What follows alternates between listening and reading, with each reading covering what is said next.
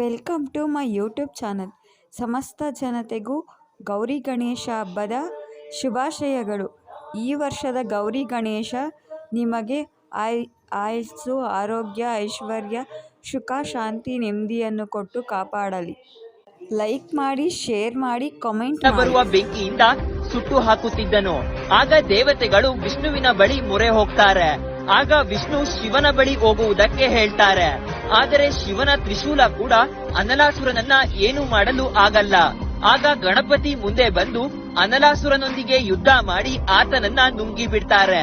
ಇದರಿಂದ ಗಣಪತಿಯ ದೇಹದಲ್ಲಿ ಉಷ್ಣಾಂಶ ಅಧಿಕವಾಗಿ ಹೊಟ್ಟೆ ಊದಿಕೊಂಡು ಬಿಡುತ್ತದೆ.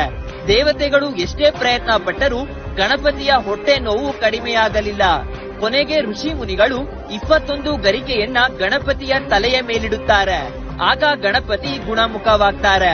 ಅಂದಿನಿಂದ ಯಾರು ನನಗೆ ಗರಿಕೆಯಿಂದ ಅರ್ಚಿಸುತ್ತಾರೋ ಅವರ ಮೇಲೆ ಸದಾ ನನ್ನ ಆಶೀರ್ವಾದವಿರುತ್ತೆ ಎಂದು ಗಣಪತಿ ಹೇಳ್ತಾರೆ.